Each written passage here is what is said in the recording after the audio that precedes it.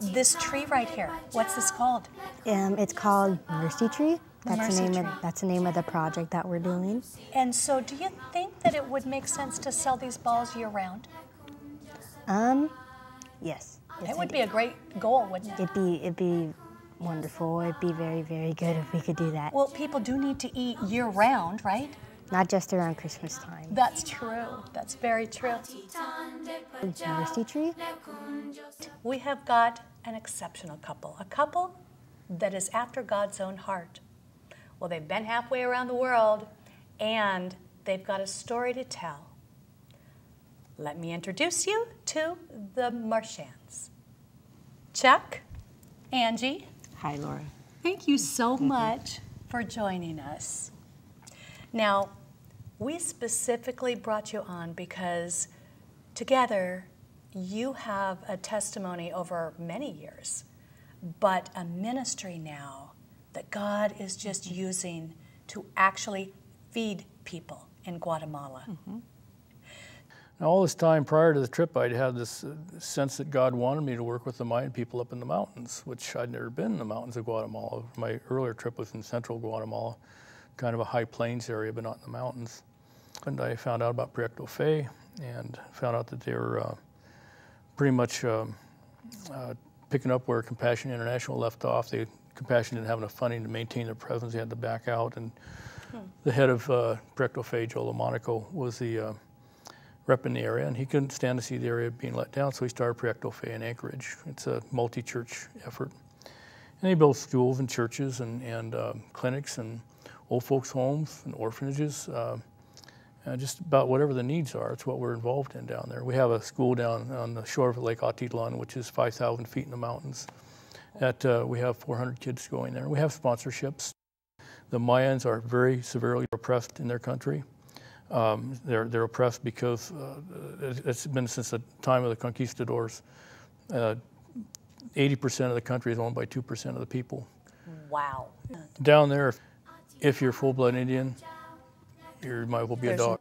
The whole machine there keeps them down. Okay. That's their worker bees, and they want to keep them that way. Yeah. And if you die of starvation, oh well. Your average income per capita there is $1,200. That wealth, quote unquote, is highly concentrated in the cities. Okay. So the people in the mountain might make as little as $100 to $300 a year to live off of. In some areas we go as few as 2 out of 5 children will reach the age of 5 due to malnutrition and illnesses, quite often due to malnutrition or starvation. Sure. Most of the people there live in sugarcane huts. Some of them have sugarcane huts. Where you normally would have bamboo, they have sugarcane, and these huts are maybe 10 by 12 feet or something like that. 2 small rooms. It's very humble. Yeah, and it could be adobe or tin or whatever's at hand. But these people, they live on dirt floors. They build fires in the corner of their huts with no smokestack or anything like that. Very, very poor. Wow. Mostly it's tortillas and sometimes beans when they can afford them. That's pretty much how it is. In some cases, these people are reduced to buying chicken's feet and boiling them in a vat of hot water so that their children, when they have some hot water, can have a bare taste or smell of chicken. And that's their food for the day. Oh, we can't even begin to grasp that here. Wow. Difficult to imagine if you haven't been there. At first, when we went there, you know, my heart just it was just like melting down, and I was like, oh, wow. I bet. Just like everything that I've seen here in America, it's just everything's fine, and we think tough is, you know, not being able to buy a hot dog or something. And them, you know, their tough is like not being able to have food. Any food. And it's just like, you know, wow.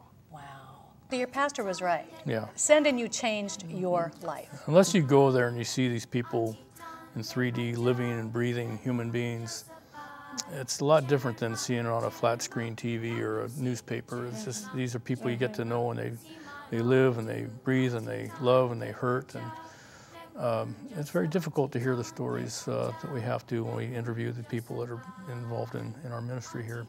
You have stumbled upon a way to literally maintain and feed a whole population there.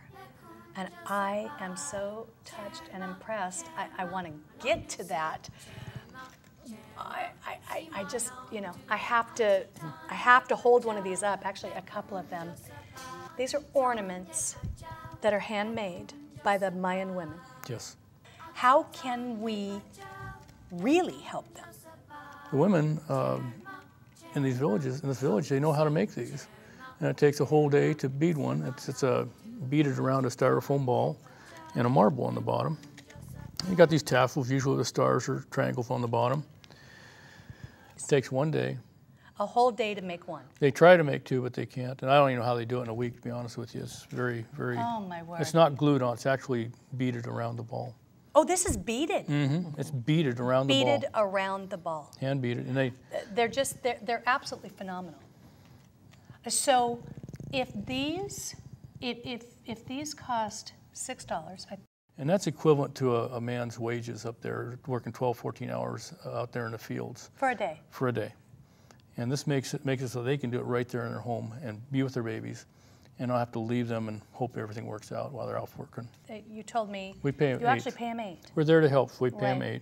The primary people we're targeting this for is mainly women that are raising children on their own. Their husbands have either left them, they're dead through some work accident, they're drunks, they can't find work, or they're invalids. Whatever the situation, these women are trying to raise children in a very dire circumstance.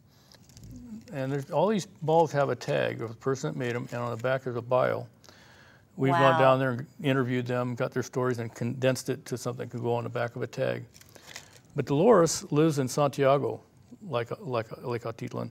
She, for 9 years, her husband would steal all the family money and spend it on drugs. Oh. So she and her children could hardly eat. And many of her friends there in the village tried to talk her into leaving.